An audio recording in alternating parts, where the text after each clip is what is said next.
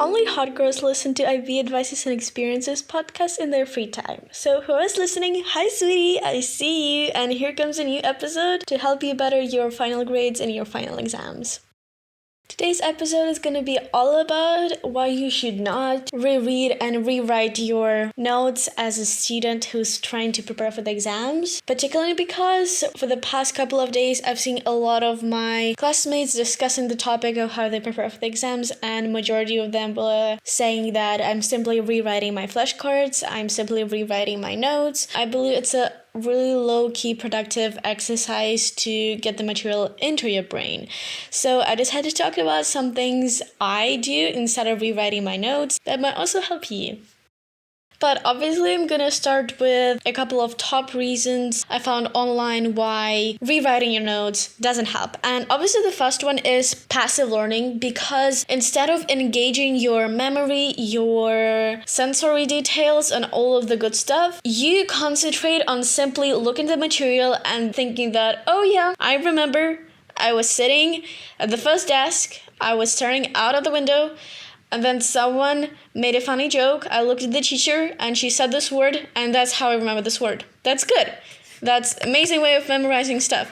But it's still a passive learning when you just reread your notes and think, yeah, I know it, because it gives you a false security of, yes, I spent time writing, I spent time studying, so I am ready for the exam. But you never really practiced writing. Instead of looking at the material and copying it down, you could use something else. For example, blurting, which I'm going to be talking later in this episode, which captures the idea of developing your muscle memory through writing and memorizing material through your pretty notes.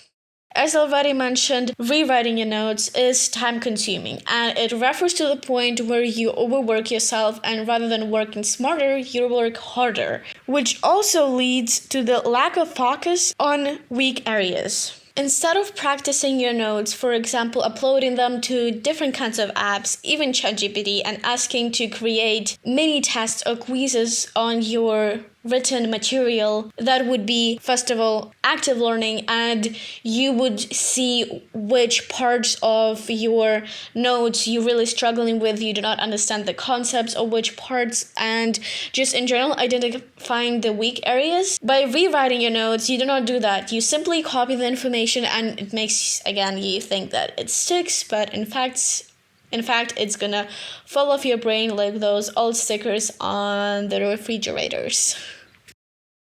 Next point is limited understanding, because in class, lots of teachers like to give you complex definitions of terms and you copy them down, and maybe in the class they actually explain to you what this complex definition means, but you for some reason don't write it down, or you write it down but you still don't get it. So when you are actually diving into your notes and trying to identify your weak areas, something you do not understand, and relearn this, look it up on YouTube, on podcasts, understand the material, then it's not gonna help. Rather just reading and trying to memorize the definition, try to make it work for your brain, try to make association, try to develop a deeper understanding of it, and so on. And the last key factor of why rewriting your notes is not a good technique to use to prepare for your exam is the fact that it's overloading your memory like a lot. The fact that you're gonna memorize everything you rewrite in this 1 hour study session is really, really low, because in fact, you can write a lot in 1 hour, especially when you have the material and you simply copying it down, just the way for one ear and out of the other. And finally, let's discuss the study methods you can be using instead of rewriting your notes as a form of preparing you for your final exams that would improve your final grades, your mental state, and time spent on studying as a whole. If you're a type of student who's collecting really neat, pretty static notes throughout the year, and now logically it would be the time to rewrite them and learn from them, here's a strategy I would suggest that involves looking and admiring your notes, which is called blurting. You simply start by reading through your notes, ideally choosing only one topic to concentrate on. You read through, you try to make your own highlights, basically concentrate on information as much as possible to make it stick. Then you have a break up to 10 minutes. You can do Pilates in this time, you can cook yourself a quick meal, you can socialize with your friends or family, you can simply read a couple of pages of book, just anything that would take your mind off studying. And then you come back, you take a piece of paper or your whiteboard and you basically brainstorm and write down everything you can remember about the topic. All the small and big details, anything. After you're done, you take another colored pen and try to correct everything you first of all did wrong or remembered wrong. It might be the concepts, it might be the understanding of the subject, and then you add the information that you missed. Therefore, you use your pretty notes again and fill in the blanks or where you missed something or simply forgot. Then you erase everything or put the sheet of paper away and go on a break again. After 5 to 10 minutes, you come back and write down, blurt out everything you already remember about the topic. And because mistake making actually is proven to help you memorize the material more, because as you make a mistake, it really stands out to you, minor feeling of guilt, it does stand out, therefore you remember the material better. So even if not everything, but from the last time, you in fact did remember something. So you blurt out everything you remember now and fill in the blanks, what you forgot, missed, or misunderstood, and you repeat this until you feel yourself fully confident and you have the feeling of deep understanding of the material. Blurting reminds me a lot of the strategy you apply when you do spaced repetition with the flashcards. The way I do it though is that when I create my flashcards, I try to review in the morning and then in the evening, then the next day once, then I skip the day, and this way I build this gap between reviewings, which helps the material stick and don't fade while I'm taking time off studying. But with blurting, you review the material frequently. Therefore, I think it's more helpful when studying for more complex and larger topics, when you're not particularly looking for some small concept to memorize like definitions, terms, and vocab, rather when you looking into the blood flow, or maybe you look how chemicals interact between each other and you have to make a connections. I think it's especially helpful with history and geography. In history, when you look how one event caused so much beyond caused the eruption of the second event, how the butterfly effect caused something else to happen, how one person influenced another one. Obviously, you could extend your blurting technique into spaced repetition by learning the whole topic and developing a deep understanding for it. And then maybe if you have the ability to not study for it the whole day and pick up a pen and a pencil on the next day and try to blurt out everything you still remember about this topic. I believe this is exact same thing flashcards do, but again, you work in a more complex topic, trying to capture more details and more information. And obviously, on the side, you could do flashcards for the same material, but maybe some smaller information, like you have hard time memorizing a specific word, so vocabulary, or maybe a definition of what genocide is comes hard to you, so you need more practice with that, and something that is not like that complex of blurting out the entire topic only to get to this one point that is weak for you. So also reflective skills and identifying where your weaknesses are is really important. And flashcards can come in handy when you're looking for some smaller pieces of information to memorize. But otherwise, for exams, you usually have to study bigger and massive concepts. So this would go more for summarizing the unit test and just in general tests of the topics you've got throughout the year. And as we already started talking about flashcards, I've got one more suggestion to how you can use your flashcards more effectively as a form of preparation to the exam. And it's going to be really short because all you need to do is to simply mix all of your flashcards for different subjects.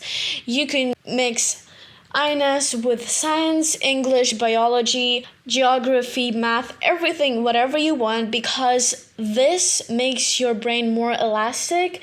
And instead of really concentrating and diving into the aesthetics and the vibes of only one subject while you are reviewing your flashcards, for example, for history, what you can do is to keep your brain active from switching from Spanish vocab to literally technique, to biology definitions, to stages of genocide in history.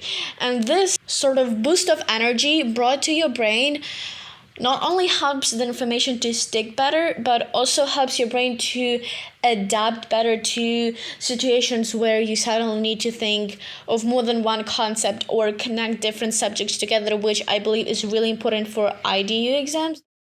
The next study method I've got is more for literature HL girlies who love writing essays and find a lot of joy in it. And the method is called mini essays, where you choose a topic. For example, let's choose genocide. You choose a topic of a genocide, and your goal is to write a mini essay which cannot be longer than maximum one paragraph, so around 500 words, about the topic. So you have to discuss a complex topic in a short version of it, which helps you to squeeze in the massiveness of the issue into something shorter and more bearable for your brain. And actually, if you haven't noticed the connection between the two topics I already discussed, so blurting and mini essays, they actually work pretty good together. So at first you do blurting of the massiveness of the topic. So you try to cover as much as possible to get into your brain as many details as possible. And then by writing mini essays, you try to sort the information by what is the main facts of the theme you're studying and what goes into more of a secondary material. This mental reflection on your information also helps it to stick more into your brain, because now that you have a basic knowledge and understanding of the material, you now can go above that and reflect on what is actually important and what is not. And I like to imagine it as you have a sandcastle and you build it in layers, and the first layer is the basic understanding and you'll develop knowledge of the subject, and then you think upon that and figure out what is actually important or not, which makes your castle go higher in the air, which makes it more prestige and basically representing your knowledge also growing. Additionally, for the girlies who like to overwrite and keep having comments from the teachers that you overwrite your essays, overwrite your tests, and so on, the skill of mini writing would help you with solving this problem a lot and improving your skills of staying on the topic and answering the question to the point and exactly what it's asking you. Because in mini essay writing, you have a complex topic just like you might have on exam. For example, exam question might say, explain where Gossip change takes place. And because it is an explain question, we'll already know that it requires a little bit more than 1 to 2 sentences. So right now we really need to focus of narrowing down this massive topic of gas exchange and breathing, because it is all connected, into a tiny paragraph up to 7 sentences. And mini essays with a structure of writing short paragraphs, which really helps students to get into the mood of how it is usually going to be on a test or exam, where you have a limited amount of space and you need to fit in a massive topic explanation into something shorter formatted. Picking up on a material that is 100% relatable and important, rather than keeping adding up a lot of details and for accept to your explanation. And this is going to be it for today's episode. Obviously, there is so much more of studying techniques and methods you could be using to study and prepare for your final exams, but these 3 I'll discuss in this episode I believe are the most important in terms when thinking of something you could do that is more beneficial for you and your final grade instead of writing and rewriting your notes. So I hope that was helpful, and you can always let me know by rating this podcast, which would bring me so much more motivation and inspiration to continue publishing and creating more content, possibly even more frequently. I hope you will have a great finals week. I hope it's gonna be easy on you, you're gonna enjoy yourself and truly thrive in the exam room. Please try to stay positive and grateful in this hard time of the year. The summer break is really close. You are doing so great, and I'm hoping I'm gonna see you next week, and bye-bye.